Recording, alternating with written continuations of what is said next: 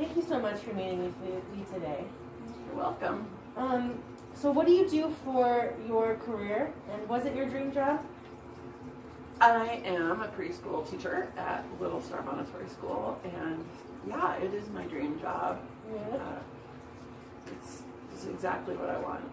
I grew up in a big Catholic community, and there were 2 children in my family, but a lot of the families around me had 10 or 12 and welcomed extras in, and I felt like, well, that's what I want to do. Yeah. And the reality is, this is a great way to do that. How do you feel about Montessori as a school? It depends on which school. I think the culture of a school is more important than the method of the teaching, and the school has a really healthy culture in that way. I think it's helpful to make sure that a school is reflective of the culture of its community and respecting the children in a more meaningful way than following a pedagogy or a dogma sometimes. The warmth and the love part can be missing in a lot of schools. So Montessori is wonderful, and I love the philosophy of Montessori, and I embrace it here. But I wouldn't say that all Montessoris would draw me, because they don't. Would you say that that this is a fulfilling career for you? Very fulfilling. Yeah, and part of that, being in a small community is that, I get to know these children when they're babies, and I get to stand by them when they graduate from high school. And now, because I've been here so long, this is my 30th year, I'm teaching the children I taught. It's very community-based, it's very rewarding. And another aspect of it is that I get to continue to meet all of the young families that move to our valley. Instead of raising my children and kind of moving on and staying within that age group, I get to be friends with people who are 2 years old or 20 years old or 30 years old. And my friends span every age group up even into their hundreds. And this job connects me to those people, to the families, and then the grandparents of the children or the great-grandparents. So it really makes a rewarding experience as far as feeling connected and having a lot of people to love. So how did you, as a woman, balance life and family, work and family, while raising your kids? Well, we made a decision early on that we wanted to have a full-time parent at home. We had other children who joined us during the day, as they had single parents who needed to work, and they would join us, and that was great. A little fulfillment of a bigger family. We also had some foster kids be with us, and then when my children were a little older, I would work part-time at the preschool on Orcas. When we moved to the Medhow, I started working at Little Star, where my children attended, so I could be with them, and that was a good balance. And also, luckily for being a teacher, my time off was the same as their time off, so it felt like a really good balance for our family. How do you feel about retirement as a concept and an institution within our society? Well, as an institution, I think it's really important for people to be able to retire. I can say, pushing 60 hard, that, you definitely get more tired. And I also think that there are gifts that people have that are worth sharing as they gain this much experience in their lives. And so I think it's a great time in people's lives to be able to bring it full circle and, follow some of their passions outside of their work and still be able to do their work, just not as much on a schedule. This valley operates on the power of retired people volunteering.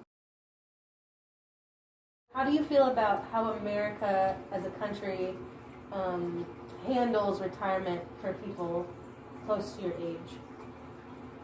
Well, I mean, I'm thankful that there's Social Security. Mm-hmm. I mean, that's a pretty new thing in this, in the grand scheme of things. I'm very thankful for that. I think there are a lot of people who are retired who are extremely low income, and honestly, without assets, I don't know how some people do it. Yeah. The only way that we will retire is with zero debt. Not a lot of people can do that. Yeah, that plan, the financial planning to be able to have enough. And how much is enough? That varies from people too. And how much will be enough once you get to that age? Exactly. Yeah. I think the bigger part of that is the healthcare part. And that's really what brings people down. I think if you are careful and you save what you can, you can cover a lot of things, but medical emergencies is where it really challenges people. And I hope with all my heart that is improving and going to continue to improve in this country, because that's so needed. It's so needed. Personal retirement goals. I feel pretty positive about them. I don't feel like I'm ready to retire at this point, but I can, it's on the horizon, obviously, because I'm getting to that age. And I would like to travel. I would like to do some things like that, but I would see my retirement as a gradual process, really. And we will own our place outright in a couple of years, and we will live simply like we do. We grow a lot of our own food, and I think there's a lot of fun to be had. Are you disappointed with any of your career goals? That's an interesting question. Let's see. No, I don't think I am. I love working with a group of people that I'm close to. Yeah. It feels like my family in this place, and I don't want to do this work on my own. I mean, I need, of course, interaction with other adults as well as children, and so no, I'm not disappointed in my career goals. What advice would you give to someone starting out in this career? Boy, have your ducks in a row, Yeah. and have that stability in your life that the most important aspect of being a teacher. Montessori curriculum really embraces this. Maria Montessori preached it, is the spiritual preparation of the teacher, meaning that we walk through that door as a whole person with something to give and receive. And so, just making sure that people take care of themselves, they take care of the balance in their lives, the work balance, the health part, and making sure that they're not burning themselves out. This is very involved work. It takes everything. Like, if you get to go potty for 2 minutes, you're kind of lucky.